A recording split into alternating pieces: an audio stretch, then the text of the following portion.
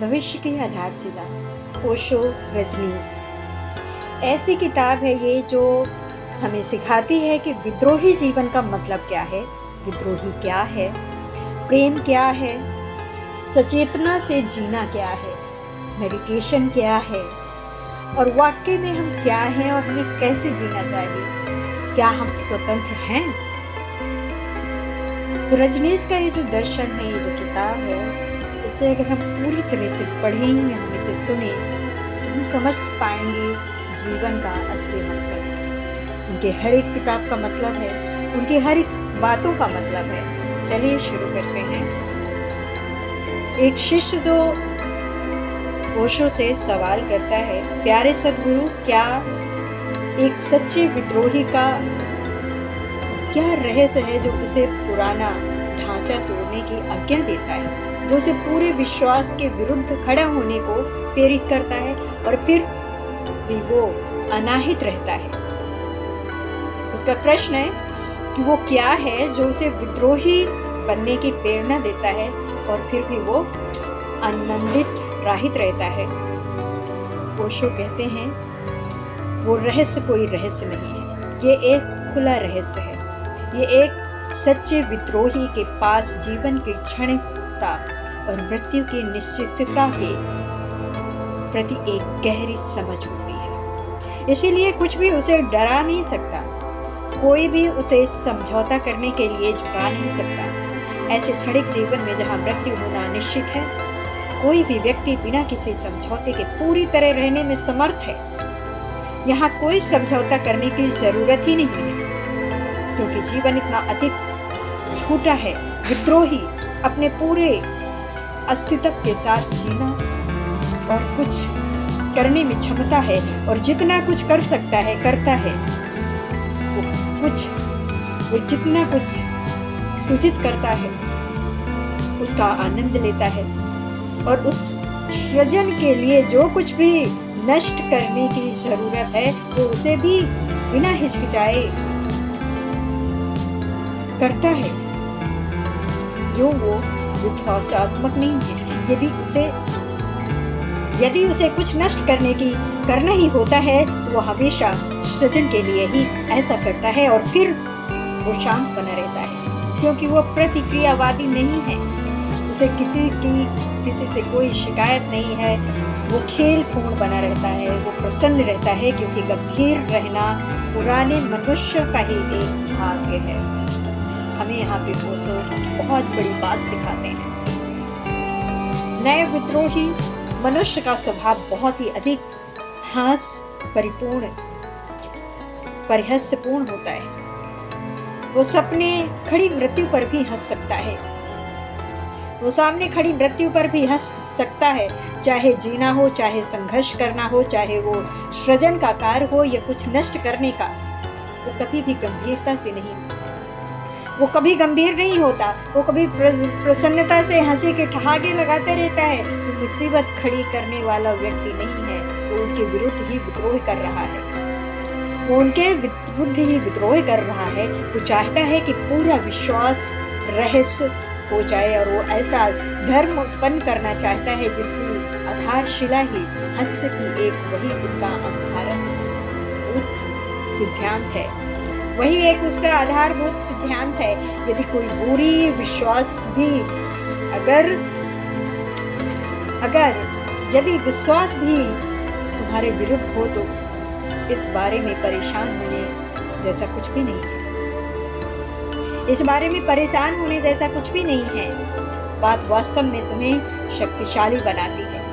इससे तुम्हारा और अधिक विकास होता है, क्योंकि ये तुम्हारे निष्कर्षों को और अधिक मजबूत बनाती है।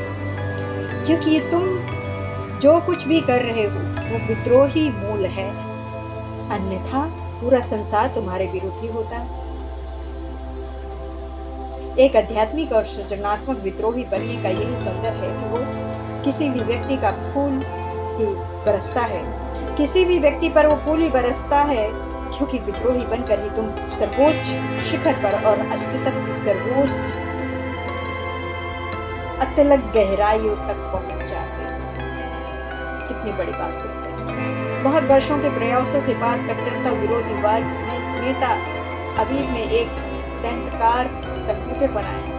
वो अन्य सभी कंप्यूटर मशीनों में से कई प्रकाश वर्षों आगे था और उसका निर्माण केवल एक प्रश्न का उत्तर देने के लिए ही किया गया था। इसीलिए एक सौभाग्यशाली दिन डरते हुए बहुत ही बड़ी उम्मीद के साथ उसके मशीन के मस्तिष्क में उस प्रश्न को फीड किया गया, क्या ये परमात्मा है? कंप्यूटर के चक्कर घूमे और उत्तर कंप्यूटर स्क्रीन पर चमक उठा, यहाँ केवल अभी है। कंप्यूटर कहता है, जवाब आता है वहां से, यहाँ केवल अभी है। कंप्यूटर स्वयं परमात्मा होने की घोषणा कर रहा है। अभी को क्या तुम गंभीरता से लेना चाहते? गोल्डनबर्ग, ये क्या बात सत्य है कि तुम कैथोलिक चर्च से जुड़ गए हो? गोल्डनबर्ग ने उत्तर दिया, जी हाँ, मैं पिछले हफ्ते से कैथोलिक हो गया। उसके पिता ने उसे टोकते हुए कहा, लेकिन तुम तो हमेशा से यहूदी रवि रहे हो।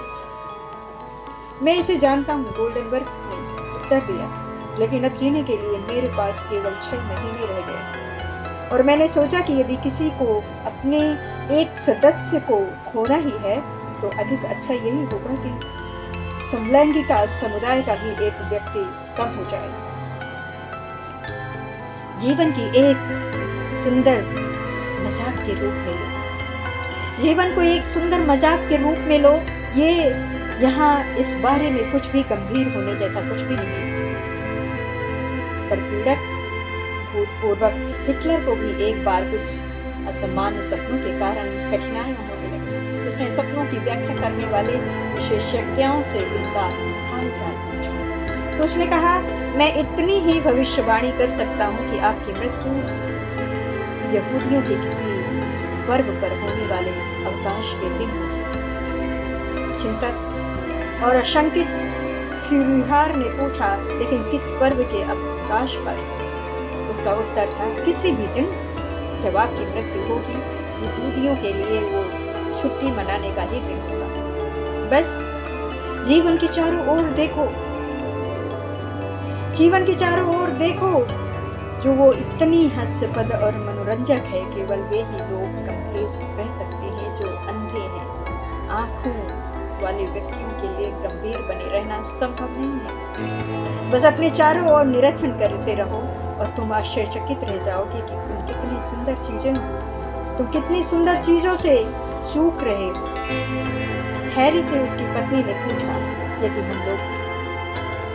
यदि हम लोगों को परमाणु बम गिराने की चेतावनी 4 मिनट पहले मिले तो हम क्या करेंगे? हैरी ने उत्तर दिया, मैं तुमसे प्रेम करूंगा। हैरी ने उत्तर दिया, मैं तुमसे प्रेम करूंगा। उसकी पत्नी ने कहा, ये तो ठीक है, लेकिन फिर अगले 3 मिनट के बारे में तुम्हारा क्या करने का इरादा है?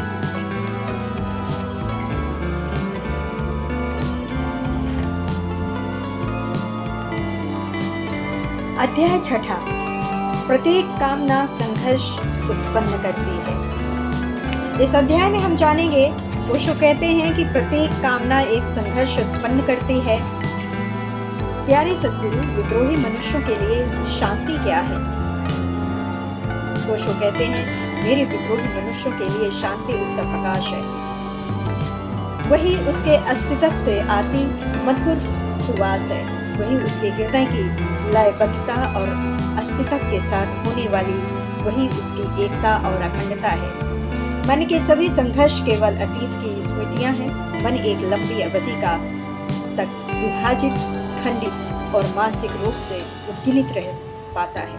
वो एक अंकित इकाई बन जाता है। कितनी बड़ी बात कहते हैं ओशो। आगे कहते हैं, एक साधारण मनुष्य जिसने अभी तक इस आध्यात्मिक विद्रोही अथवा धर्म का स्वाद नहीं लिया है, मेरे देखे उस घर को भाती है। मेरे देखे उस घर की भांति है जिसे उसने स्वप्न में अपने खिलाफ ही विभाजित कर रखा है। वो निरंतर अंदर और बाहर से संघर्ष कर रहा है। वो संघर्ष कर रहा है धन के लिए, सत्ता और प्रतिष्ठा पाने के लिए, सम्मान प्राप्त करने के लिए। उसके बाहर का जीवन और कुछ भी नहीं है, केवल सत्ता और शक्ति प्राप्त करने की राजनीति है। यदि निरंतर चलने वाला युद्ध तभी बंद होता है केवल जब उसकी सांस रुक जाती है, उसके अंदर का दृश्य भी इससे कोई बहुत अधिक भिन्न नहीं है, क्योंकि बाहर और अंदर में कोई अधिक अंतर नहीं होता है। बाहर और अंदर ये दोनों एक व्यक्ति ही दो भाग हैं। अंदर वो अपना स्वभाव, प्राकृतिक और मूल प्रवृत्तियों के विरुद्ध संघर्ष कर रहा है, जिनकी कुछ तथाकथित बुद्धिमान लोगों ने निंदा की है और उन्हें बुरा बताया। वो लोगों के अंधे होकर के बिना अपनी समझ का प्रयोग किए हुए अनुसरण कर रहा है। अपनी ही प्रकृति और स्वभाव के संघर्ष करता हुआ वो अपंग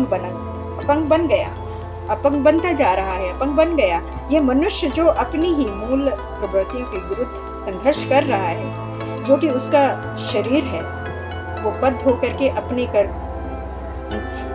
कर्ण को ही उसकी आत्मा है, उसके विरुद्ध भी संघर्ष करता है। वो मनुष्य अपने शरीर के साथ ही शांति नहीं पा सकता है, उससे अपनी आत्मा में शांति खोजने की आशा नहीं है। उसकी अपनी आत्मा में शांति खोजने की आशा नहीं की जा सकती है, क्योंकि शरीर के साथ जीते हुए शांति खोजना सरल है और आत्मा के साथ शांति की खोज कहीं अधिक सूक्ष्म और अदृश्य है। मनुष्य पूरी शक्ति के साथ अपनी मूल प्रवृत्ति के विरुद्ध संघर्ष कर रहा है। वो उसे अस्तित्व से उपहार स्वरूप मिले है। वो प्रेम और सत्य को पाने की चाह के विरुद्ध संघर्ष कर रहा है, क्योंकि परंपराएं सिखाई चली जाती हैं तुम्हें सत्य की खोज करने की कोई जरूरत ही नहीं है, क्योंकि उसे पहले ही खोजा जा चुका है। तुम्हें बस उसमें विश्वास करना है। तुम्हारी ओर से कोई भी खोज विद्रोह का चिन्ह है। तुम बस उसमें विश्वास रखो। तुम विश्वास करो जीसस क्राइस्ट का, महावीर का, गौतम बुद्ध का, लेकिन तुम कभी स्वयं पर ही विश्वास मत करो। सभी धर्म एक बिंदु पर सहमत हैं। तुम्हें स्वयं पर ही विश्वास करना चाहिए। तुम्हें स्वयं अपने विरुद्ध ही निरंतर सजग और सचेत रहना चाहिए। उन्होंने तुम्हें स्वयं अपना ही दुश्मन बना दिया है। इसीलिए प्रतिक्षण तुम्हारे गहरे में अपने ही अंदर एक सूक्ष्म संघर्ष और विवाद चलता ही रहता है। न वहाँ अंदर शांति है और न कहीं बाहर है। हाँ, कभी कभी तुम कहते हो मैं बहुत शांतिपूर्ण रह रहा हूँ, और कभी कभी तुम कहते हो मैं बहुत ही परेशान का अनुभव कर रहा हूँ।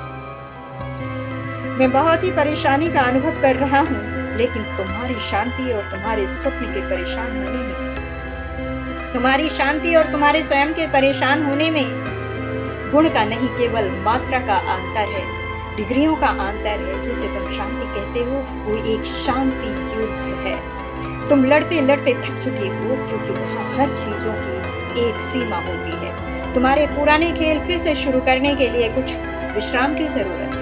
इसलिए कभी कभी तुम अंदर और बाहर दोनों ही जगह शीत युद्ध की स्थिति में होते हो, और कभी कभी अंदर और बाहर गर्मी का युद्ध शुरू हो जाता है। लेकिन युद्ध चलता ही रहता है, चाहे वो शीत हो अथवा गर्म, उसमें कोई फर्क नहीं पड़ता।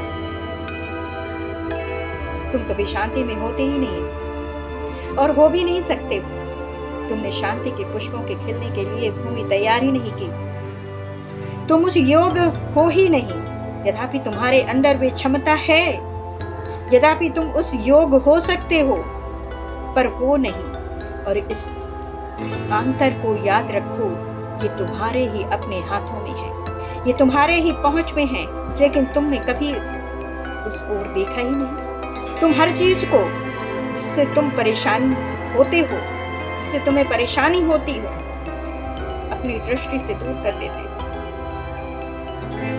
संसार में परम शांति को उपलब्ध जितने भी लोग जानते हैं, उनमें से एक डायोजनीज बहुत अधिक शांतिपूर्ण था। उसने सिकंदर महान से, जो कि उससे भेंट करने आया था, पूछा, आखिर तुम यहाँ कहाँ जा रहे हो? तुम्हारा लक्ष्य क्या है? तुम मौसम में चाहते क्या? मैं महीनों से तुम्हारी फौजों को इधर उधर गुजरते हुए देख रहा हूँ और आश्चर्य किए जा रहा हूँ कि आखिर इसका क्या मतलब हो सकता है।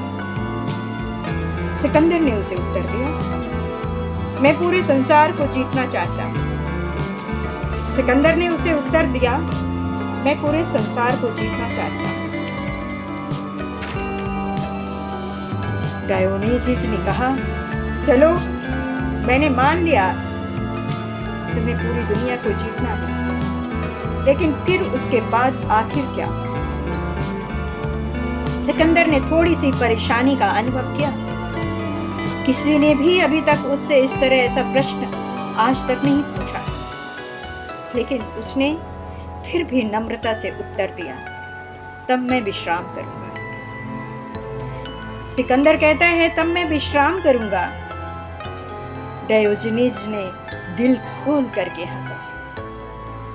सुबह का वक्त उसके अट्टहास की ध्वनि पूरी घाटी में गूंजने लगी।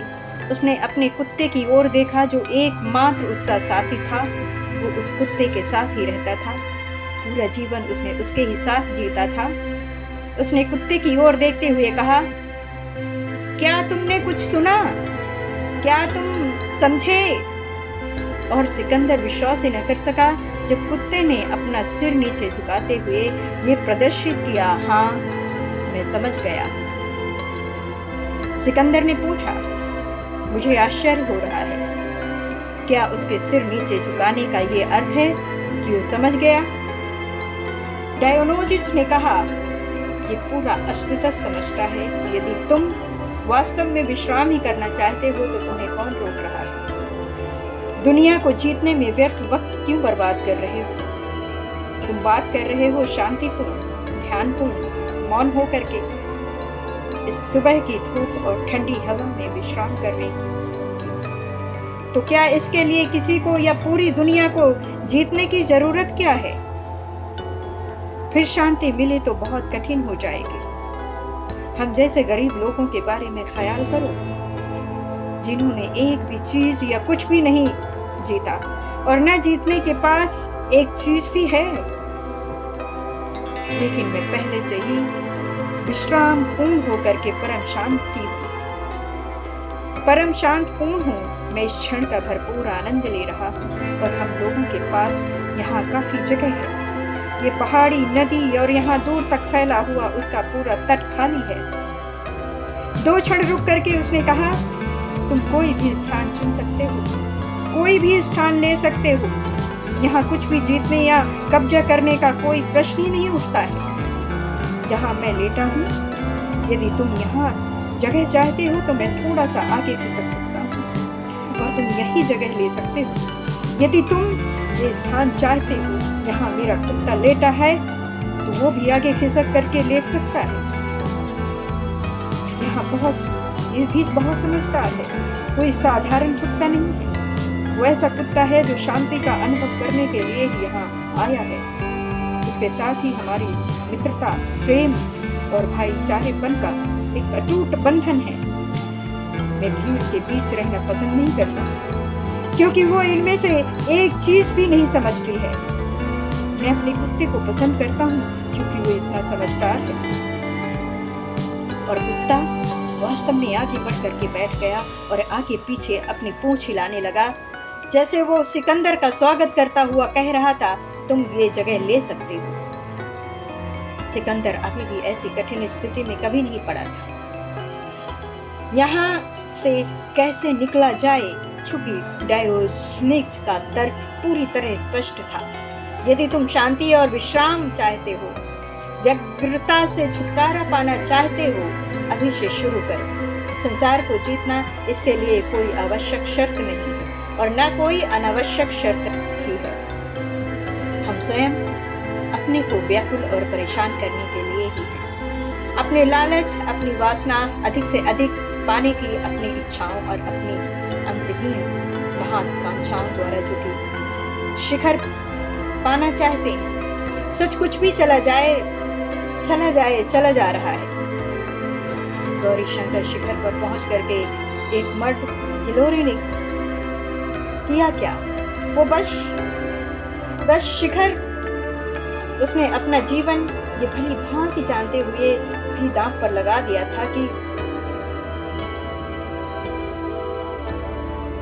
पर बिना किसी कारण अकेला खड़ा मूर्खों की तरह देखता हुआ परेशान होता रहा। उसने अपना जीवन ये भली भांति जानते हुए भी दांव पर लगा दिया था कि पहले वहाँ केवल शाश्वत बर्फ और कुछ भी नहीं है, पर मनुष्य के रास्ते बहुत अजीब है और उसकी सनक भी बहुत अजीब है। जरा अपनी इच्छाओं, अपनी कामनाओं और अपनी महत्वाकांक्षाओं का निरीक्षण करो। तुम देखने में असमर्थ हो सकोगे कि कौन मुसीबतें खड़ी कर रहा है, अन्यथा शांति ही तुम्हारा स्वभाव है। 9 माह तक माँ के गर्भ में तुम अखंड शांति में ही रहते हो। शांति जैसे तत्व से ही ये पूरा अस्तित्व बना है कि मनुष्य का ही एक मूलता है कि उसने अपने चारों ओर की प्रत्येक चीज को और अपने अंदर की सब कुछ अस्त व्यस्त कर परेशानी खड़ी कर ली है और अब वो शांति खोज रहा है। रासो, तुम मुझसे पूछ रहे हो द्रोही मनुष्य के लिए शांति का क्या अर्थ है? शांति का क्या अर्थ है? शांति का केवल एक ही स्वाद है, वो पूरी तरह से अत्यंत स्वादिष्ट है। उसका अंतिम स्वाद स्वयं अस्तित्व ही है। तुम वो सब कुछ छोड़ दो जो तुम्हें परेशान कर रहा है, वो सब कुछ जो कोलाहल उत्पन्न कर रहा है, और वो भी सभी कुछ जो तनावग्रस्त और वेदना उत्पन्न करता है, और स्मरण रहे तुम्हें शांति को पाना नहीं है। शांति तो तुम्हारे गहरे में अंदर में पहले से ही मौजूद है। वो शांति ही है जिसमें तुम्हारा निर्माण हुआ है, वो तुम्हारी ही चेतना है, वो तुम्हारा ही अस्तित्व है। लेकिन मनुष्य का पागलपन इतना अधिक है कि वो शांति को ही अपनी महत्वाकांक्षा बनाना शुरू कर देता है। वो अपनी शांति को ही महत्वाकांक्षा बनाना शुरू कर देता है और शांति इच्छा करना शुरू कर देता है और शांति की इच्छा करना शुरू कर देता है। ये प्रत्येक मनुष्य के लिए जो कि स्वप्न की खोज जैसा है, सबसे बड़ी असमंजस की स्थिति इसी में है कि वो उसे इस विरोधाभास को समझना है। तुम शांति की कामना नहीं कर सकते क्योंकि कामना करना ही अवरोध है। तुम किस चीज की कामना करते हो उसमें कोई फर्क नहीं पड़ता है। तुम शांति पाने की कामना करो या तुम शांति व सत्ता पाने की कामना करो, तुम धन को या ध्यान की कामना करो, इससे भी कुछ फर्क नहीं पड़ता है क्योंकि कामना का स्वभाव हमेशा वही रहता है। कामना करना ही एक तनाव है, उसका लक्ष्य भविष्य में है और शांति में है, वर्तमान में अभी भी है। शांति कोई तनाव नहीं है। शांति तनावहीनता एक परम मिश्रण की तथा जैसी स्थिति है। वहाँ शांति पाने की तीव्र अभिलाषा नहीं है, वहाँ न कोई कामना है न उसकी कोई तीव्र अभिलाषा है, क्योंकि प्रत्येक व्यक्ति को वो साधारण सा गणित समझना होता है कि प्रत्येक कामना संघर्ष उत्पन्न करती है और प्रत्येक अभिलाषा तुम्हें स्वयं से दूर ले जाती है। जिस क्षण तुम अपनी सभी कामनाएं और अभिलाषाएं छोड़ देते हो, तुम अचानक ही पाते हो कि तुम अपने अस्तित्व के ही भीतर परम शांति में बैठे हो। हम लोगों की क्या स्थिति है, इसे बताने के लिए मैं तुम्हें कुछ और कहानी सुनाना चाहूँगा। टॉम जिस लड़की को भी अपनी माँ को दिखाने पर घर ले जाता था, माँ उसी को अस्वीकार कर देती थी। उसने अपने मित्र से सलाह मांगी। उसके मित्र ने परामर्श देते हुए कहा, कोई ऐसी लड़की खोजो जो तुम्हारी माँ जैसी ही हो, तब वे उसे पसंद करेंगी। इसीलिए काफी खोजने के बाद टॉम को एक ऐसी लड़की मिल गई। उसने अपने मित्र से कहा, जैसा तुमने कहा था, वो लड़की माँ की तरह ही दिखती है और तुमने ठीक ही कहा था, उसे मेरी माँ ने तुरंत पसंद कर लिया। उसके मित्र ने पूछा, यदि ऐसा है तो आखिर फिर हुआ क्या? टॉम ने कहा, कुछ नहीं, लेकिन मेरे पिता उससे घृणा करते हैं। शांति को कैसे खोजा जाए? यदि तुम ठीक अपनी माँ जैसी स्त्री खोजते हो, अपनी माँ जैसी स्त्री खोजते हो, पूरी निश्चितता बता दे कि तुम्हारे पिता उससे घृणा करेंगे और वो तुम्हें उससे विवाह न करने की स्वीकृति देंगे। मेरी ने प्रश्न में डॉक्टर से पूछा, प्रसाद के समय मेरे पति को क्या आप मेरे साथ ठहरने की अनुमति देंगे? डॉक्टर ने उत्तर दिया, हाँ जरूर। मैं भी इस बात पर विश्वास करता हूँ कि बच्चे के जन्म के समय उसके पिता को भी वहीं मौजूद रहना चाहिए। मेरी ने कहा, मेरे ख्याल में आपका सोचना ठीक नहीं है। उसका और मेरे पति दोनों का साथ साथ रहना किस तरह से भी ठीक नहीं होगा। जीवन एक ऐसा ही हास्यपद नाटक है।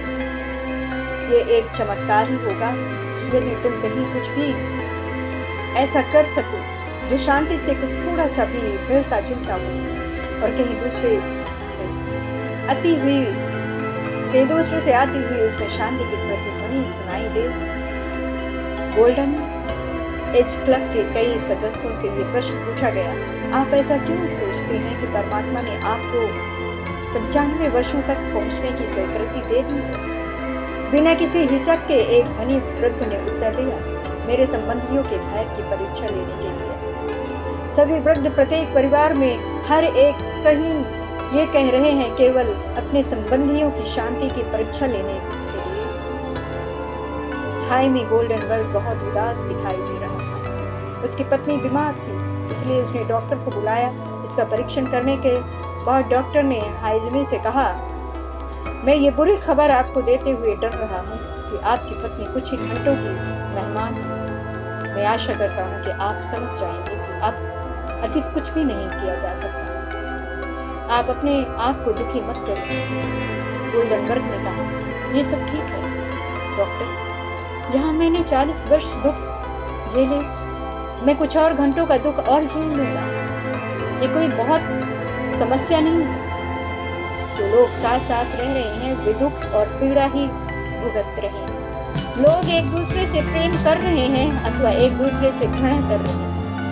मनोवैज्ञानिकों की खोज के विवाहित जोड़े और कुछ भी नहीं है बल्कि एक दूसरे के ऐसे घनिष्ठ दुश्मन हैं। वे दोनों एक दूसरे के जीवन को बर्बाद कर रहे हैं। वे एक दूसरे की टांगे खींचते हुए एक दूसरे को शांति से एक क्षण भी रहने की इजाजत नहीं दे रहे। वे 1000 के प्रश्न खड़े कर रहे हैं और अंत में प्रत्येक प्रश्न का एक संघर्ष बन जाता है। दूसरे के पास पूरी तरह से भिन्न उसके अपने ही तर्क हैं। वो अरस्तु का अनुसरण नहीं करती है। कोई भी नहीं जानता है कि वो किसका अनुसरण करती है। उसके पास जाने किस किस्म का तर्क है। उसके पास जाने किस किस्म का तर्क है। जाने किस बात पर वो अचानक चीखना और रोना शुरू कर देगी और उसके तुरंत आंसू बहना शुरू हो जाएगा। पुरुष सोचता है, हे मेरे परमात्मा, किसने सोचा था?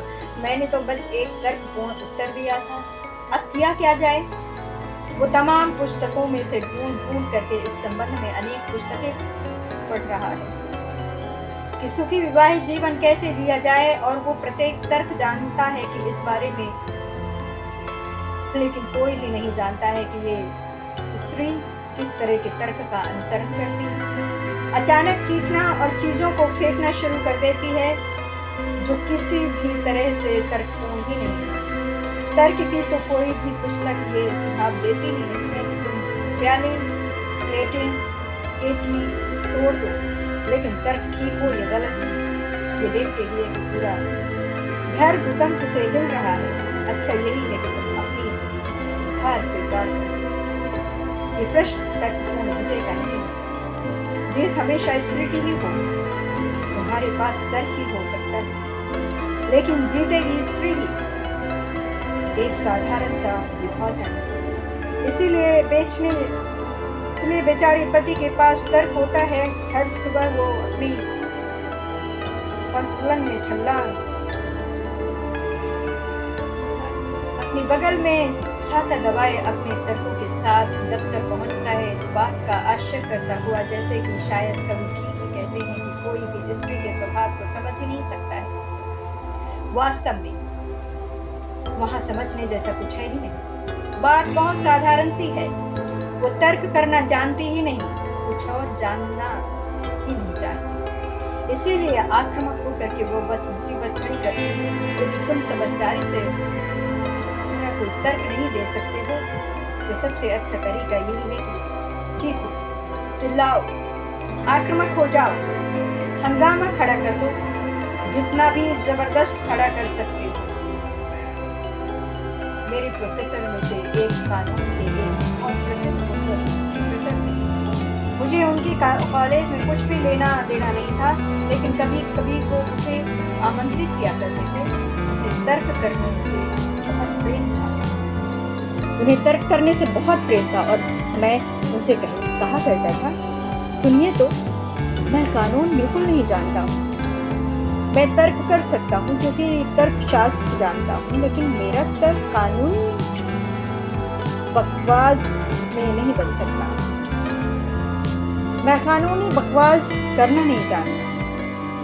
वो कहते, तुम फिर भी आ जाया करो, तुम्हारे बिना मुझे मजा नहीं आता है। समाप्त में एक बार, सप्ताह में एक बार क्लास में वो तर्क और वितर्क करना सिखाते थे। एक दिन उन्होंने कहा, मैं तुम्हें विश्वास के कानूनी विशेषज्ञों के बहस करने के रहस्य बताता हूँ। यदि कानून तुम्हारे केस के पक्ष में हो तो न्यायाधीश तथा अदालत के प्रति अप्रत विनम्र बन जाओ और अपने मामले को केवल सरल कानूनी रूप से प्रस्तुत करो। कानून तुम्हारे पक्ष में है और वहाँ कुछ और करने की कोई जरूरत ही नहीं। यदि तुम्हें जरा सा भी संदेह और तुम निश्चयपूर्ण ये नहीं जानते हो कि कानून तुम्हारे पक्ष में भी है या नहीं, और तुम बस मुड़ेर पर बैठे हो और ऊंट किसी भी करवट बैठ सकता है, तो बहस करने के अकेले मत जाओ। अपने सचिव या सहकारी के साथ कानून के जितने भी अधिक हो सके, कानून के उतने ही बड़े बड़े और मोटे मोटे साथ लेकर के सुनो। अदालत में इस बात का प्रभाव जमाओ कि यहाँ कानून का एक महान विशेषज्ञ आ पहुंचा है, और उन पोथों से कानूनी नुक्ते इतनी तेजी से उदत करो कि यहाँ तक कि न्यायाधीश भी ये पकड़ न सके कि आखिर तुम किस बारे में बहस कर रहे हो। तेजी से बहस करते हुए किसी दूसरे को सोचने का अवसर मत दो, और उन कानूनी पोथों में उदाहरण बिना ये फिक्र किए कि उद्धत किए जाओ कि वे ठीक पोथे के हैं या गलत पोथे के हैं, और जो पोथे खोले हुए हैं तुम जिस पृष्ठ को कोट कर रहे हो वो कोई और पृष्ठ तो नहीं है। इससे कुछ भी फर्क नहीं पड़ता है। तुम्हें तो एक महान विशेषज्ञ का होना रुआवा गालिब करना है, जिसके जबान की नोक पर सभी कानून पुस्तकों का ज्ञान भले ही बस पृष्ठ संख्या और प्रगंक उद्घाटित किया जाए। 97 पृष्ठ की 17वीं पंक्ति, लेकिन वो नंबर किसी दूसरे को उसे देखने तक का अवसर न मत दो।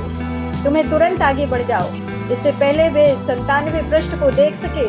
तुम तेजी से दूसरे पृष्ठों को कोट कर दो, जिससे उन पृष्ठों की ओर उनका ध्यान चला जाए। जब तक भी ये पृष्ठ देख सकें, तुम बहस करते हुए आगे बढ़ जाओ।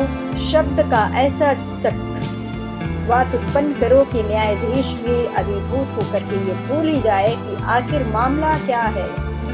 और यदि तुम ये निश्चितता लगे कि तुम हारने ही जा रहे हो और कानून स्पष्ट रूप से पूरी तरह से तुम्हारे विरुद्ध ही है, तो भी परेशान मत हो।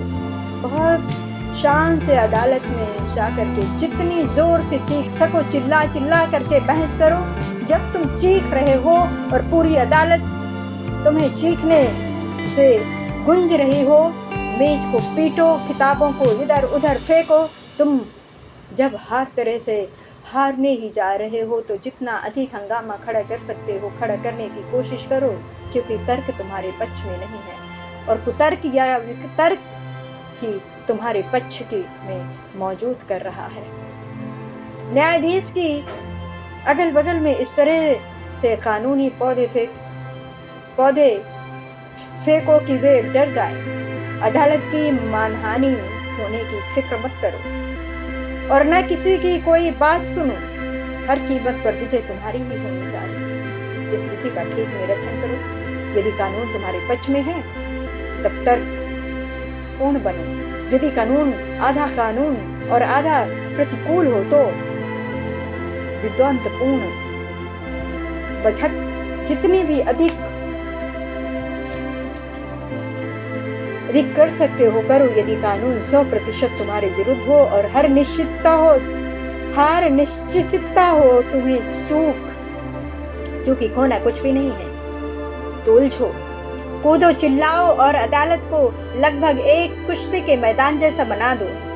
न्यायाधीश को यह अनुभव करा दो कि जैसे भी हो सके बहस जल्दी से जल्दी खत्म हो, ना अधिक सुनाई हो, ना आगे कुछ और तारीखें लगे, बस मामला आज ही तय कर दिया जाए, जिससे कि इस शख्स को मेज पीटने और किताबें फेंकने का कोई दूसरा अवसर न मिल सके, क्योंकि ये शख्स तो अदालत की तौहीन और सजा की भी परवाह नहीं कर रहा है। अदालत की मानहानि करने के लिए यदि तुम अदालत से बाहर ले जाओगे तो चीखते चिल्लाते हुए जाओ, और तब तुम फिर लौटो तो चिल्लाओ, चीखते हुए ही प्रवेश करो। यहाँ तक कि यदि तुम हथियार बंद गार्ड्स द्वारा दिन में 3 बार भी अदालत से जबरन बाहर ले जाओ तो भी चीखते चिल्लाते हुए ही बाहर जाओ और अंदर लौटो। लेकिन न्यायाधीश को यह अनुभव जरूर करा दो कि तुम ऐसे व्यक्ति नहीं हो जो हार स्वीकार कर ले। तुम स्वयं को मार सकते हो, लेकिन हारना संभव नहीं है। तुम वहाँ भी आत्महत्या कर सकते हो, लेकिन अपनी हार स्वीकार नहीं कर सकते। ये कवि जो कहे जा रहे हैं कि स्त्री के स्वभाव को कोई नहीं समझ सकता है, बस केवल मौत है। वे कुछ जानते ही नहीं है उसके बारे में। स्त्रियां तर्क नहीं जानती, लेकिन वे एक चीज जानती हैं कि सारभूत चीज तर्क नहीं है, सारभूत चीज है विजय। इसीलिए पुरुष तर्कपूर्ण बहस पर जोर देता लिए चला जाता है और स्त्रियां विजयी होने का आग्रह करती हैं। वे तुम्हारी तर्कपूर्ण बहस की जरा भी परवाह नहीं करती। लेकिन एक पुरुष जो कि तर्कपूर्ण और समझदार बनने का प्रयास कर रहा है, बहुत सी चीजों से भयभीत होने के लिए पथ्य है। आखिर पड़ोसी क्या कहेगा यदि बच्चे जाग गए तो? इसीलिए वो स्त्री को शांत करने का प्रयास करता है, लेकिन वो तभी शांत होगी जब वो विजय उसकी ही होगी, अन्यथा वो हर चीज दांव पर लगा देगी। लेकिन पुरुष को पड़ोस में अपनी प्रतिष्ठा, अपने धंधे के बारे में सोचना होगा। एक स्त्री जो प्रवचन के समय उपस्थित थी हंसना शुरू कर देती है, एक बहुत अधिक विस्फोटक हंस। अब इस स्त्री को सुनो, ये ऐसी हंसी को हंस रही है, उसे जरूर ठीक किसी ऐसी ही अपनी घटना की याद आ गई होगी। प्रत्येक स्त्री जानती है, अधिक या कम, लेकिन उसने ऐसा महान नाटक खेला और देखा जरूर है। एक विद्रोही मनुष्य पहले कारण को समझने का प्रयास करता है जो उसे स्वाभाविक रूप से खेलने की अनुमति नहीं दे रहा है। वो मूल बात समझ लेने जैसी ही है। शांति कोई लक्ष्य नहीं है, शांति तुम्हारी स्वाभाविक वृत्ति है। इसीलिए जो कुछ भी तुम्हारे स्वभाव से विकसित हो रहा है उसे गिनना या छोड़ना होगा। यदि वो क्रोध है, ईर्ष्या है या लालच है, महत्वाकांक्षा है या कामना है, तब उनका कोई भी मूल्य नहीं है। तुम एक महान सुअवसर को, जिसे कि आशीर्वाद और आनंद के लक्ष्य खोजने की खोज में लगना चाहिए था। बिना महत्व की व्यर्थ की मूर्खतापूर्ण चीजों के लिए व्यर्थ गवा रहे हो, उन्हें गिरा दो। ये कोई त्याग नहीं है, ये एक साधारण समझ की बात है। ये तुम्हें कोई फकीर या सन्यासी नहीं बना रही है, ये तुम्हें एक सरल और अधिक होशपूर्ण मनुष्य बना रही है। तुम जितनी अधिक होशपूर्ण हो, उतनी ही अधिक शांति तुम्हारे अपने हृदय के मौन से प्रकट होगी। वो सदा से वही थी, वहाँ उसके और तुम्हारे मध्य केवल कोई सेतु नहीं था, और तुम चारों ओर पूरे संसार में उसे सिवाय अपने ही घाट के हद कहीं दौड़ते हुए खोज रहे थे। उसके अलावा यहाँ कुछ भी नहीं था।